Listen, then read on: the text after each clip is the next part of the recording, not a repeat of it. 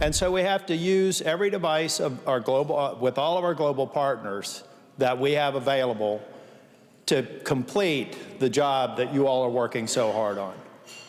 So to the Iranian people and to Iranian Americans, know that I'll stand with you every step along the way.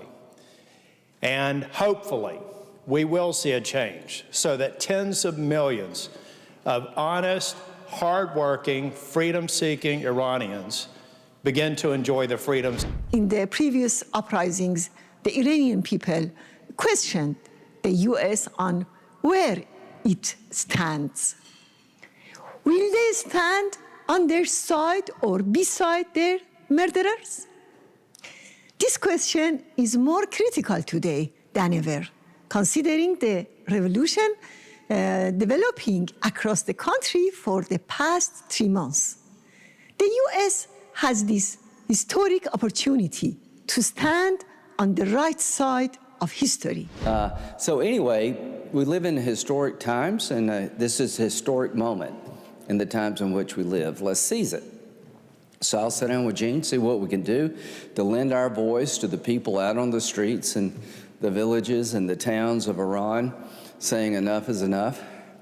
I think we've reached a point now in the 21st century where it's a time of choosing. So I choose the people of Iran over the Ayatollah. And so I wanted you to know that yesterday in the Foreign Relations Committee, I'm the only woman who sits on the Foreign Relations Committee here in our Congress. We need to change that. But we passed a resolution commending the bravery, courage, and resolve of the women and men of Iran, demonstrating in more than 80 cities, risking their safety to speak out against the Iranian regime's human rights abuses. This is a unified revolution, and it's been a long time in the making. You all know that because you have been working on this for a long time, for decades. And now is the time to stand with the Iranian people. Day 84 of the uprising. Here, they are chanting, death to Khomeini, death to the oppressor, whether it be the Shah or the supreme leader. No one knows this more than the MEK and those who are in Camp Ashraf.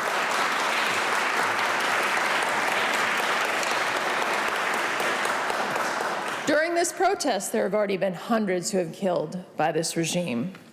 We heard today, now there's one leader that has been working on this for decades, who has seen this revolution coming for a long time and has supported it. And that is Mrs. Rajavi, the president-elect of the NCRI.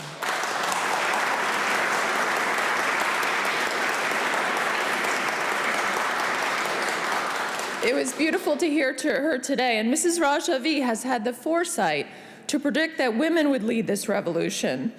In a speech 17 years ago, she said, "In the tragedy of women in our enchained homeland, Iran, women's human identity has been denied.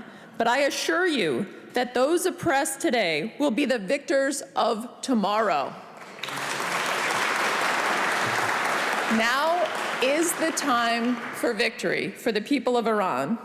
And we know that there is an alternative because Mrs. Rajavi and the NCRI have a 10-point plan, a 10-point plan that envisions freedom, democracy, a non-nuclear Iran, a peaceful Iran that respects human rights. So thank you for being here. Thank you for all you represent. I think you know that most of us are firmly in your corner, and we're going to do anything that we can to push things forward. I can't match what Kelly said, and Senator Lieberman, the great work that he does, and then Roy Blunt, I see him here that also is a tremendous champion. So thank you for allowing me to be part of this, and my commitment is to help any way we can, but certainly regarding nuclear weapons, human rights, all of those kind of things, again, we are firmly in your corner.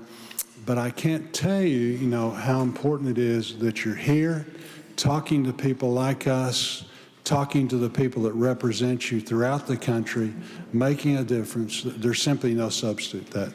So again, thank you very much. As you know, I've been working for some time now with the government in Albania, and I went to Albania to see people once we finally got them in a place where they were more safe than they had been before. But that challenge continues. Freedom matters. Freedom is worth fighting for. Freedom is worth encouraging. And what we're seeing in every province of the country shows that people are willing to risk their lives and even give their lives for freedom. And let me say first that as we consider what should happen now, we have a responsibility, historic and moral, to look back and to pay tribute for all who have held this hope of a free Iran alive for decades now, courageous Iranian patriots both inside and outside the country. And I will say in this regard that no organization has done more to light candles of hope and freedom through the darkest days of repression and mass murder in Iran than the National Council of Resistance in Iran, led by Mrs. Maryam Rajavi. The torch of the NCRI grows brighter. In my opinion, with each passing day, the organization gives us confidence that the current regime will be overthrown, and most importantly, that when it is, there will be leaders ready to guide Iran smoothly into its free and democratic future. Let me start off by thanking the Organization of Iranian Communities for putting together today's event on Capitol Hill. I'm thrilled to see so many Iranian Americans from across the country. And I'd like to thank and recognize the National Council of Resistance of Iran for their commitment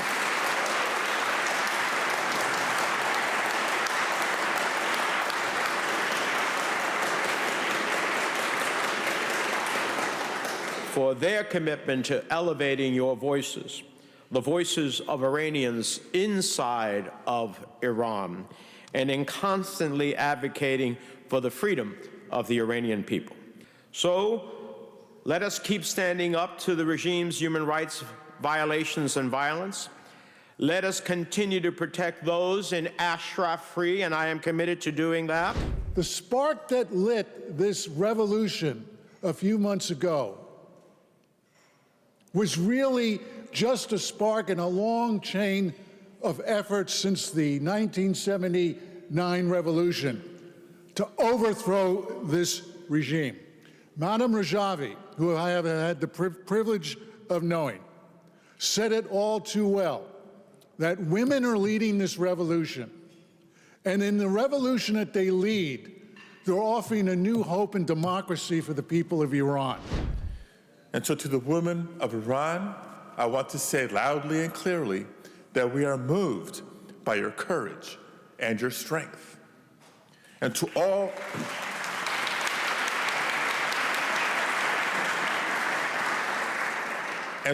Iranians calling for their fundamental rights to be respected, let me say loudly and clearly that the United States stands with you. We are calling for an immediate end to the barbaric detention of peaceful protesters, an immediate end to the blatant human rights violations, and an immediate end to the persecution of Iranian women. We have seen extraordinary things happen with the Iranian people. Courage and heroism, this incredible willingness to do what is almost unimaginable, to put yourselves and your families' safety and security on the line for freedom. It's one of the things we herald of heroes in our own country's history, that we're willing to sacrifice so much, to put so much on the line. And of course, during times of great peril and great challenge, you have, unfortunately, great martyrs.